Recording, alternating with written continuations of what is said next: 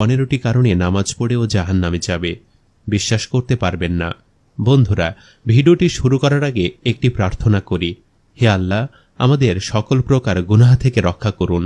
যারা গুনাহ থেকে রক্ষা পেতে চান সকলেই কমেন্টে লিখুন আমিন। আপনি নামাজ পড়েও জাহান্নামে যাবেন, রোজা রেখেও জাহান্নামে যাবেন, যত নেক কাজ করেন তবুও জাহান্নামে যাবেন যদি এই 15টি কাজ করেন। অথচ মহিলাদের জন্য জান্নাতে যাওয়া অনেক সহজ। বিশ্বনবী সাল্লাল্লাহু আলাইহি ওয়াসাল্লাম বলেন, মহিলারা শুধুমাত্র 4টি কাজ করেই জান্নাত লাভ করতে পারবে। এর মধ্যে 1 নাম্বার 5 ওয়াক্ত নামাজ পড়বে। নামাজ ছাড়া কেউ জান্নাতে যেতে পারবে না। 2 নাম্বার কাজ হল রমজান মাসে রোজা পালন করা। 3 নাম্বার হল সতীত্বের হেফাজত করা।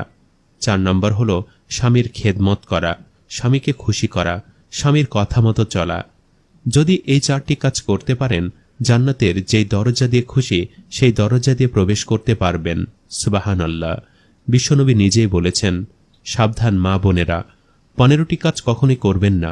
যদি করেন তাহলে কিন্তু আপনি জান্নাতে প্রবেশ করতে পারবেন না। তার মধ্যে 1 নাম্বার হল নামাজ ছেড়ে দেওয়া, বিশেষ করে ফজরের নামাজ। মা বোনেরা অনেকে আছেন যারা 4 ওয়াক্ত নামাজ পড়ে ঠিকই, কিন্তু ফজরের নামাজ পড়তে পারে না। এরকম অনেক মহিলা আছেন। আপনারা সাবধান হয়ে যান। আপনাদের জীবনে যতই কষ্ট আসুক না কেন, আপনাকে 5 ওয়াক্ত নামাজ আদায় করতেই হবে। বিশ্বনবী সাল্লাল্লাহু আলাইহি ওয়াসাল্লাম ফজরের সুন্নত নামাজের প্রতি অনেক তাগিদ দিয়েছেন। সুন্নত নামাজ গোটা দুনিয়া থেকে উত্তম। সুবহানাল্লাহ। 2 নম্বর হল যাকাত না দেওয়ার কারণে জাহান্নামে যাবে। বিশ্বনবী রাসূল সাল্লাল্লাহু আলাইহি ওয়াসাল্লাম বলেন, টাকার যেমন যাকাত আছে, স্বর্ণেরও তেমন যাকাত আছে। অনেক মহিলারা আছে 10 ভরি, 15 ভরি, 20 ভরি, 40 ভরি ঘরে স্বর্ণ আছে, কিন্তু যাকাত দিচ্ছেন না। যার 7.5 ভরি স্বর্ণ আছে তাকে যাকাত দিতে হবে।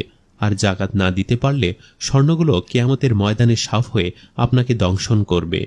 আল্লাহ তাআলা স্পষ্ট ভাষায় বলেন, এমন একদিন আসবে, সেদিন তোমার এই সঞ্চিত ধনগুলোকে আগুনে জ্বালিয়ে পিঠের ওপরে ছুঁড়ে মারা হবে, আর বলা হবে, স্বাদ গ্রহণ করো, মজা চাখো।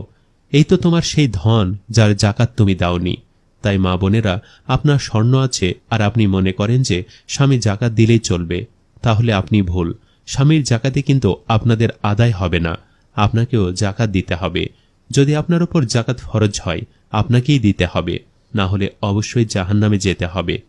3 নাম্বার, গোসল ফরজ হলে অলসতার কারণে ঠিকমতো গোসল করে না, আর এর কারণে নামাজ পর্যন্ত পড়ে না, নামাজের সময় পর্যন্ত চলে যায়। এরকম অনেক মহিলা রয়েছে, রাত্রিবেলা স্বামীর সাথে মিলন করেছে, কিন্তু ফজরের সময় সে জাগল না, দেরি করে ঘুম থেকে ওঠে। এতে কিন্তু তার ফজরের নামাজ কাজা হয়ে যায়। আর এই অবস্থায় যদি মৃত্যু হয়, তাহলে জাহান্নাম ছাড়া আর কোনো উপায় নেই। এই জন্য গোসল ফরজ হলে সাথে সাথে গোসল করে নেবেন। 4 নাম্বার, অনেক মেয়ে আছে যারা নেল পলিশ ব্যবহার করেন। সাবধান, নেল পলিশ লাগাবেন না। যে সমস্ত মা বোনেরা নখের মধ্যে নেল পলিশ ব্যবহার করেন, এদের ওযু হয় না, এদের গোসল হয় না, এদের নামাজ হয় না। এই সমস্ত মেয়েদের মরতে দেরি, কিন্তু জাহান্নামে যেতে দেরি নেই। সাবধান, এই যৌবন কিন্তু তোমার আসল সম্পত্তি নয়।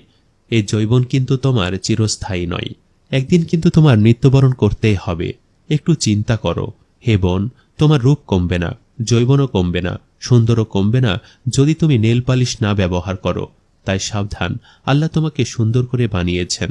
আল্লাহর উপর সন্তুষ্ট থাকো, আল্লাহর হুকুমগুলো পালন করো, তাহলে মরতে দেরি, জান্নাতে ঢুকতে দেরি নেই। 5 নাম্বার হলো বেপর্দায় চলা। অনেক মেয়ে আছে যারা বেপর্দায় চলে, মুখ খুলে, চুল খুলে চলে। হে বোন, আপনার চুলগুলো যতগুলো মানুষ দেখবে, যতগুলো গুনাহ হবে, সবগুলো গুনাহ আপনার আমলনামার মধ্যে জমা হবে। শুধু আপনি গুনাহ করছেন না, আপনাকে দেখে যেগুলো পুরুষ জাহান্নামী হবে, যতটা গুনাহ করেছে প্রত্যেকটা গুনার অংশ আপনিও পাবেন। যদি কোনো মানুষ নেক আমল করে, তার আমল দেখে যদি অন্য কেউ আমল করে, সে নিজে যেমন সওয়াব পাবে, ওই অন্য লোকটা আমল করলে ওইখান থেকে একটা অংশ সে পাবে। আবার যখন কোনো মানুষ গুনাহ করে, এই গুনাহ অন্য মানুষ যদি তার কারণে করে, তাহলে তার গুনাহের একটা অংশ আপনার ওপরে আসে। তাই বেপর্দা হয়ে চলবেন না। আল্লাহর জাহান্নামকে ভয় করুন। আপনার এই চুলগুলো কিন্তু আপনাকে সাপ হয়ে কামড়াবে, অথচ দুনিয়ার সাপকে এত ভয় পান। একটা জাহান্নামের কবরে কমপক্ষে 70 থেকে 99টি সাপ হবে, এত ভয়ঙ্কর। বিশ্বনবী বলেন, ওই সাপের 1 ফোঁটা লালা যদি দুনিয়ায় পড়ত, তাহলে গোটা বিশ্ব তামা হয়ে যেত, কোনো কিছুর জন্ম নিত না। ওই সাপের কামড়কে আপনারা সহ্য করতে পারবেন? তখন তো কেউ আপনাকে বাঁচাবে না। ভালোবেসে যে আপনি এত সাজগোজ করছেন, ওই দিন তো তাকে পাওয়া যাবে না। নবীজি বলেন, শেষ জামানায় এমন কিছু নারী হবে যারা উটের পিঠের মতো খোপা বাঁধবে, হেলে দূরে চলবে, পুরুষদের আকৃষ্ট করবে এবং নিজেরাও পুরুষদের প্রতি আকৃষ্ট হবে। তারা এমন কাপড় পরবে মনে হবে যে তারা উলঙ্গ হয়ে আছে। এই জন্যই বলছি, হে মা বোনেরা, সাবধান, এরকম কোনো কাপড় পরিধান করবেন না যাতে আপনার দেহের কোনো অঙ্গ দেখা যায়। নবীজি বলেন, সেই সব মহিলারা জান্নাতে যাওয়া তো দূরের কথা, জান্নাতের সুঘ্রাণও পাবে না। অথচ জান্নাতের সুঘ্রাণ 500 বছর রাস্তা দূর থেকে পাওয়া যায়। অতঃপর এই মহিলাগুলো জান্নাতের ঘ্রাণও পাবে না। এরপরে বিশ্বনবী বলেন, কৃপণতা মহিলাদের মধ্যে অনেকে আছে, অনেক কৃপণ। আল্লাহ তাদের অনেক সম্পত্তি দিয়েছেন, কিন্তু তারা দান করে না। অথচ বিশ্বনবী বলেন, দানকারীরা আল্লাহর নিকটতম, জান্নাতে নিকটতম, মানুষের নিকটবর্তী, ঠিক জাহান্নাম থেকে দূরে। আর যারা দান করে না তারা আল্লাহ থেকে দূরে, জান্নাত থেকে দূরে, মানুষ থেকে দূরে, জাহান্নামের নিকটবর্তী। সাবধান, কৃপণতা করবেন না। যে সমস্ত মহিলাগুলো কৃপণ তারা সকলে জাহান্নামে যাবে। 8 নম্বর, বিশ্বনবী বলেন, বিধর্মীদের কালচার যারা গ্রহণ করে, যারা বিধর্মীদের কালচার মোতাবেক চলেন, তারা জাহান্নামী হবে।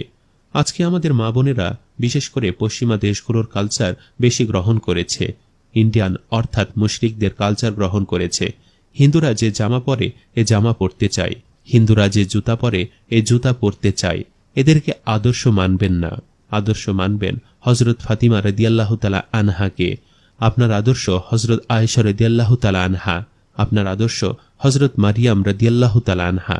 এদেরকে আদর্শ মানেন, এদের সাথে হাসর হবে। 9 নম্বর, অহংকার করা। অহংকার করা যাবে না। সাবধান, একটু সুন্দরী হলেই এত অহংকার, তার কাছে কেউ কথাই বলতে পারে না। এই রূপ, এই সৌন্দর্য ধোকায় খাবে। মনে রাখবেন, আপনার মতো কত সুন্দরী মেয়েরা, যাদের জন্য রাজা বাদশারা পাগল ছিল, মাটির সাথে মিশে গেছে, পোকামাকড়ের খাদ্যে রূপান্তরিত হয়েছে। এত অহংকার করেন, এই রূপ আপনার থাকবে না। সাবধান করে দিচ্ছি, আপনার মঙ্গলের জন্যই বলছি। বিশ্বনবী বলেন, যার অন্তরে যাররা পরিমাণ অহংকার থাকবে সে জান্নাতে ঢুকতে পারবে না। হে বোন, সবাইকে তো আল্লাহ তাআলা বানিয়েছেন, তাহলে আপনি অহংকার করার কে? 10 নম্বর, স্বামীর অকৃতজ্ঞ হওয়া যাবে না। যেসব নারীরা স্বামীর অকৃতজ্ঞ করে তারা জাহান্নামে যাবে। সাবধান, স্বামীর প্রতি সন্তুষ্ট থাকবেন, স্বামীকে ভালোবাসা দেবেন এবং স্বামীকে ভালো ভালো খাবার রান্না করে খাওয়াবেন। পরিপাটি হয়ে স্বামীর সামনে গিয়ে উপস্থিত হবেন, স্বামীর মন যেন খুশি হয় ওই রকম কাজ করবেন। 11 নম্বর, মিথ্যা কথা বলা। মিথ্যা কথা কখনোই বলবেন না। মিথ্যা কথা যারা বলেন অবশ্যই জাহান্নামে যাবে। যারা মিথ্যা কথা বলে তারা কখনোই জান্নাতে ঢুকতে পারে না। মন্দ নামে ডাকা, কখনো কাউকে ব্যঙ্গ করে ডাকবেন না। আল্লাহ পাক রব্বুল আলামিন বলেন, সাবধান হে ঈমানদার নেক পুরুষরা, একে অপরকে ভর্ৎসনা করো না, মন্দ নামে ডেকো না, তুচ্ছ তাচ্ছিল্য করো না। সাবধান, মন্দ নামে ডাকলে যদি এই অবস্থায় তোমার মৃত্যু হয় তাহলে জাহান্নামে প্রবেশ করবে। এরপর এই গীবতের কথা বলা হয়েছে। গীবত করা যাবে না। যারা গীবত করে মৃত ভাইয়ের গোস্ত খাওয়ার সমান তুলনা করা হয়েছে তাদের। মা বোনেরা সাবধান, কখনো গীবত করবেন না, নামাজ ছাড়বেন না, রোজা ছাড়বেন না। এরপরে পর্দায় চলবেন। যদি আপনি এই কাজগুলো করেন আর এই 15টি কাজ যদি পরিহার করেন তাহলে ইনশাআল্লাহ আল্লাহ পাক রব্বুল আলামিন আপনাকে জান্নাত দিয়ে দেবেন। দেহের মধ্যে উল্কি আঁকবেন না, কখনো ভ্রু প্লাক করবেন না, কপালে টিপ দেবেন না। এগুলো থেকে বেঁচে থাকবেন, তাহলে আশা করা যায় আল্লাহ তাআলা আপনাকে জান্নাত দিয়ে দেবেন। আল্লাহ তাআলা আমাদের সকলকে মাফ করে দিন এবং জান্নাতি করে দিন। আমিন।